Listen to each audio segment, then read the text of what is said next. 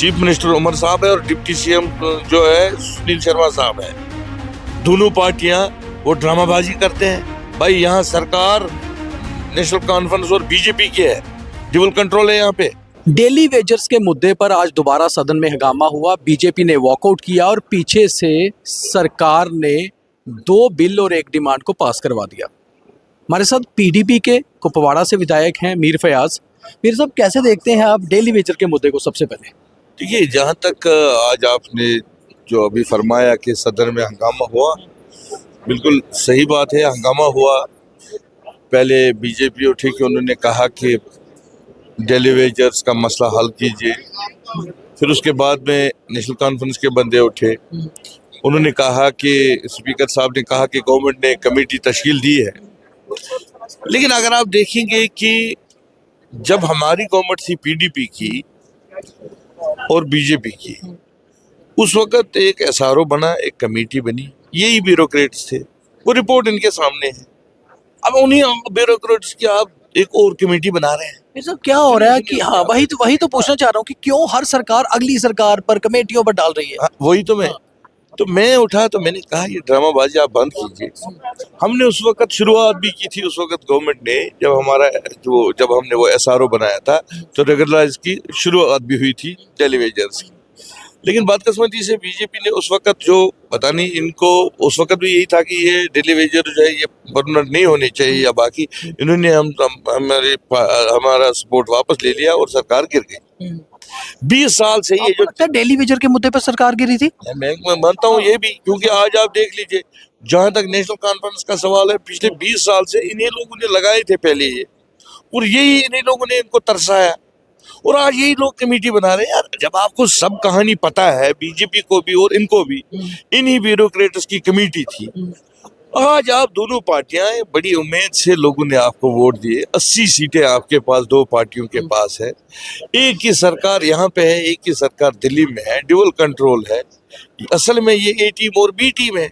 आपको लगता है ये ए बी टीम ही है, डुअल सरकार है? बिल्कुल, ये डुअल सरकार है, डबल इंजन सरकार। डबल इंजन सरकार है, और ये लोगों को जो है गुमराह कर रहे हैं, और इनके पास सब कुछ लगा हुआ है। कमेटी ऑलरेडी बनी थी, जो कमेटी हमारी गवर्नमेंट में बनी थी, और हमने एक शुरुआत भी की थी, और इनके पास कुछ नया लाने की इनको कोई जरूरत नहीं है। यही ब्यूरोक्रेट तब भी थे, ये आज जो है फाइनेंस सेक्रेटरी और सब चीफ सेक्रेटरी, इनको पता है इनके। मैं आपको दिखाऊंगा कि जो इनका रिपोर्ट है। अब क्या नई कमेटी बनानी है? अरे भाई, कर लीजिए, आपको लोगों ने मैंडेट दिया जो आपके मैनिफेस्टो में था। मतलब डायरेक्टली करना चाहिए, आपको लगता है ना? इनको जितना जल्दी, भाई इन दोनों पार्टियों का मैनिफेस्टो था, हम तो कुछ नया नहीं मांग रहे। इन्होंने बोला पहला 100 दिन, अब तो 180 दिन हो गए।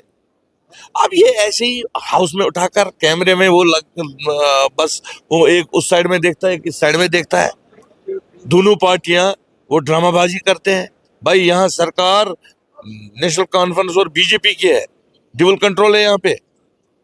आप अपनी जिम्मेदारी से हट नहीं सकते हैं, भाग नहीं सकते हैं, आपको जवाब देना पड़ेगा। पीछे से मीर साहब 2 बिल भी पास हो गए। हाँ। उसको लेकर भी लगता है आपका आपसी इनका था तालमेल? बिल्कुल तालमेल था, इनको हर एक चीज में तालमेल है। ये सरकार जो है, इस जो लग रहा है हमें, चीफ मिनिस्टर उमर साहब है और डिप्टी सीएम जो है सुनील शर्मा साहब है, ये अब ऐसे ही गुमराह कर रहे हैं लोगों को। जम्मू में इनको अच्छी खासी तादाद में इनको मेजॉरिटी मिली। ऑपोजिशन सिर्फ पीडीपी बची, फिर तो तीन और एक इंडिपेंडेंट। मैंने कल भी हाउस में कहा, मैंने कहा स्पीकर साहब को कि मेहरबानी करके आप इनको मिलाइए, और ये डबल इंजन सरकार जो लोगों को गुमराह कर रही है, इनको आप इकट्ठा करिए, ताकि हम अपोजिशन वाले, हम 4-5 लोग हैं, हम लोगों के मसले उठाएंगे यहाँ पे, हमें टाइम मिलेगा। फिर आपको लगता है मीर साहब अभी एमएलए काम कर पा रहे हैं, ताकत है, पावर है? देखिए, जब तक इन दो पार्टियों की ये ड्रामाबाजी चलेगी, क्योंकि ये देखिए, आपको नहीं लग रहा है कि सरकार यहाँ पे बीजेपी की भी है और इनकी भी है। नेशनल कॉन्फ्रेंस वाले उठते हैं, इनको बोलते हैं आप हमें इसमें मदद कीजिए, वो उनको बोलते हैं आप इसमें ये कीजिए। जैसे आपकी कुछ सीटें कम रह गई, नहीं तो आप भी सरकार का हिस्सा होते। देखिए, वो तो अलग बात है, चलो आने वाले वक्त में। आज इनकी ये जो है ना, असल में ये ठीक ही होता है, ऊपर वाला जो करता है सही करता है। लोगों को भी पता चला कि इन लोगों को किस उम्मीद से लोगों ने वोट दिया था, सपोर्ट दिया था, 80 सीटें दी थी। लेकिन इन्होंने क्या किया? मीर साहब, लगता है स्टेटहुड आनी चाहिए, जरूरी है बहुत। स्टेटहुड बहुत जरूरी है, लेकिन ये जब तक स्टेटहुड आएगी, वो तो हमारा हक है। लेकिन ये दो पार्टियां नहीं लाना चाहती है। दोनों नहीं चाहते हैं? दोनों ही नहीं चाहती है। वो क्यों? इनकी आपस में है ना, ये गठबंधन है। ये गठबंधन है, ये लोगों को अनकरीब पता चलेगा कि ये दो पार्टियां जो है, ये जो ये ड्रामा कर रही है हाउस में, असल में ये दो पार्टियां इकट्ठे हैं। कश्मीर में हालात पहले से सुधरे हैं क्योंकि आपका बिल्कुल कॉन्स्टिट्यूंसी एलओसी पे है, कुपवाड़ा में सामने एलओसी पड़ती है, पीओके है, वहाँ टेररिज्म भी होता है, इन्फिल्ट्रेशन भी होती है, ड्रग्स के भी अब हो रहे हैं। आपको लगता है पहले से हालात सुधरे हैं कश्मीर में? देखिए, हालात तो जब आप देखोगे 2014 में भी ठीक थे। हाँ, बीच में हालात थोड़े बहुत खराब हुए। अब ठीक है, ऐसा नहीं है कि कोई ये कहेगा, लेकिन हालातों का कभी पता नहीं। जब आप ऐसे ही मसले उठाओगे, जब आपने जो लोगों के साथ वादे किए हैं वो जब आप नहीं करोगे, फिर तो हालात खराब हो ही जाते हैं। एलजी साहब ने कंट्रोल किया था लोग सिचुएशन किसके पे? पास जाएंगे आप? एलजी साहब ने कंट्रोल किया था सिचुएशन पे? नहीं, जहां तक देखिए, एलजी साहब पे उतनी ज्यादा उम्मीदें नहीं थी। उनको तो लोगों ने नहीं चुना था। जी। वो तो नहीं गए थे लोगों के पास कि मुझे वोट आप दे दो, मैं आपका ये काम करूंगा। ये लोग तो गए थे, हम लोग तो गए थे, हमने कहा हम आपको ये चीज करेंगे। पर की LG नहीं, साहब तो नहीं पर गया। की नहीं अभी 6 महीने में। देखिए, अगर एलजी साहब ने कुछ किया तो वो अच्छा काम किया। वो तो किसी उसने कोई वादा तो नहीं किया था। मैं समझता हूँ कि उसने बड़ा अच्छा काम किया। कहीं ऐसा नहीं तो नहीं लगता उमर अब्दुल्ला साहब सीएम बन के फंस गए?